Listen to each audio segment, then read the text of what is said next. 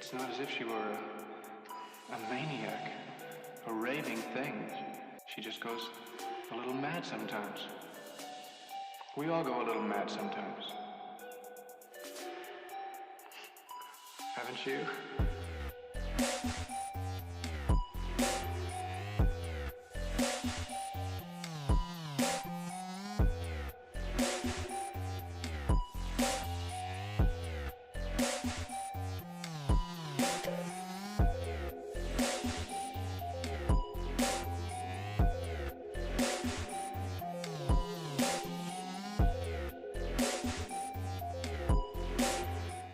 Long before a killer hid his soul in a good guy doll, before a man invaded dreams to kill his victims, before a machete-wielding figure hunted down campers in the woods, and before a masked stalker terrorized babysitters on Halloween night, there was Norman Bates.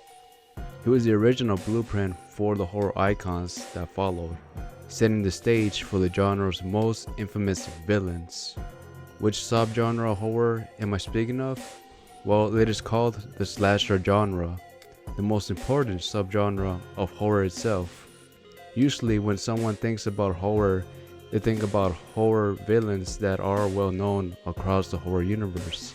The slasher genre popularized the concept of the masked, unstoppable killer, creating iconic villains that have become cultural symbols of fear. The slasher genre also set the foundation for modern psychological terror with graphic violence, shaping the expectations for suspense and brutality in horror films. Today I will be discussing about Norman Bates himself. Every major horror villain you can think of started off with him. In horror history, and even in my book, he is considered the first slasher killer that inspired generations of horror villains to come. It goes all the way back to the year of 1960 when the movie called Psycho was released to the public. Color films was already a common thing even long before the 1960s. The thing is, the director Alfred Hitchcock decided to shoot Psycho in the black and white format. One reason was it helped maintain the budget of the film as low as possible. Color films cost a lot of money back then. The second and most important reason why Alfred Hitchcock filmed Psycho in black and white was because he thought using color would have made the movie's violence, particularly the infamous shower scene, too graphic and unsettling for audiences at the time. Before Psycho came out, the horror genre was heavily focused on supernatural monsters and creatures. A few examples who were well known in the horror genre back then were Count Dracula, Frankenstein, and the Wolfman. Many of the horror films before Psycho were influenced by Gothic literature and folklore. These movies were less concerned with psychological horror and more with these fantasy creatures. People back then experienced watching these larger-than-life creatures in movies rather than real psychological threats. Prior to Psycho, people rarely dealt with human killers or explored the psychology of real people. Psycho was a film that brought all of these things to life on the big screen. It introduced a more grounded, human character of Norman Bates. Norman Bates was an ordinary person who had dark secrets hidden beneath. Out of all the horror villains, he is definitely the most complex in horror. At first, he appears to be a shy, polite, and somewhat awkward man who ran a motel. The name of the motel is called Bates Motel. The 2013 TV show of Bates Motel, starring Freddie Highmore as Norman, is a prequel, meaning the show took place before the events of the movie Psycho. When Norman met Marion Crane, he was very polite and welcoming to her. There was a house close to where the motel was located, and that is where Norman and his mother, Norma Bates, lived. Due to the location of the motel, Norman lives in near total isolation, running the Bates Motel, which usually didn't get many visitors. His only company was his mother, whom he really did care for. Beneath the charm and politeness, Norman suffered from psychological issues.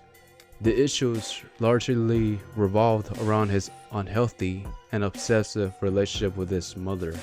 One of the scariest and most chilling things about Norman is his split personality. There's the one side where he is calm and collected, meanwhile on the other side, he becomes the mother character. Let me explain. When Norma found a new fiance, Norman Bates murdered his mother because he believed she abandoned him for her new fiance. The mother character personally comes out for Norman when he dresses up as his mother. The reason why he dressed up as his mother was to escape the guilt of murdering her and because he wanted to avoid acknowledging her death. The mother character was very cruel and controlling. This was also similar to Norma's behavior in real life. His mother didn't give him a lot of freedom and always wanted to control his actions.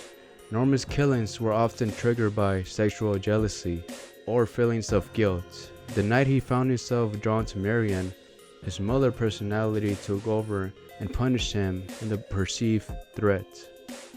While Marion was taking a shower, the mother personality became jealous and killed her in the bathroom.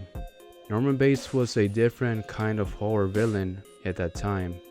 What set him apart from the other villains was his multiple split personalities and that he was human and not a creature of the night. His character redefined what is meant to be a horror antagonist, influencing a lot of iconic killers who followed after him. There are 4 major villains who I like to call the Big Four in horror. Without these 4, the genre might cease to exist. The 4 major villains I'm speaking of are Chucky, Freddy Krueger, Jason Voorhees, and Michael Myers. Intentional or unintentional, these 4 horror icons share similarities between the one and only Norman Bates. Let's first start off with Freddy Krueger.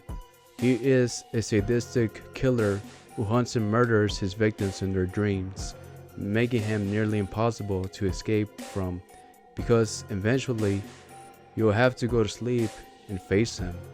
He uses his razor-sharp blades to kill his victims and uses their fears against them. If the victim dies in their dream, then they also die in real life as well.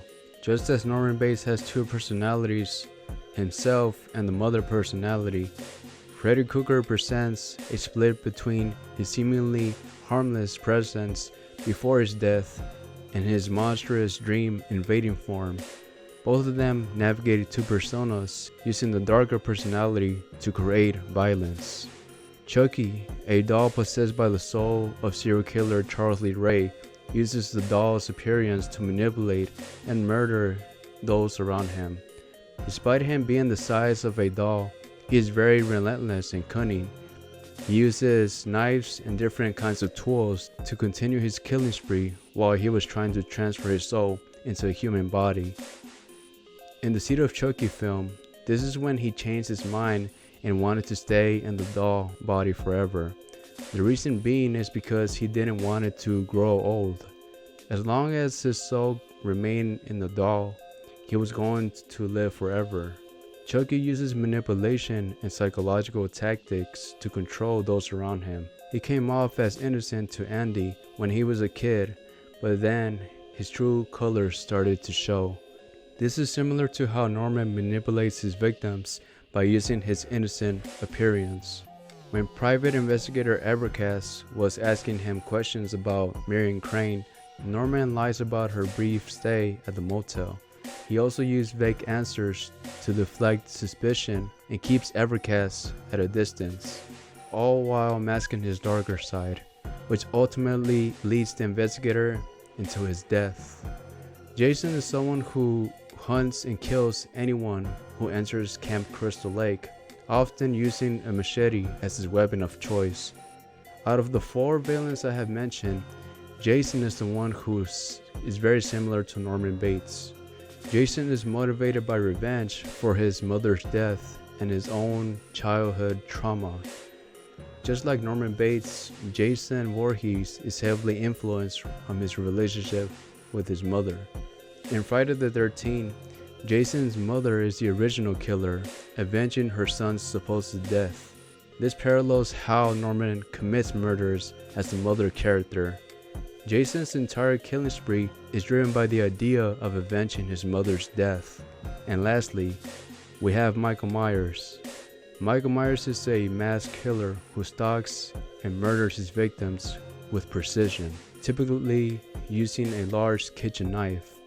Norman's split personality and Michael's silent, emotionless nature share unexplained and irrational evil.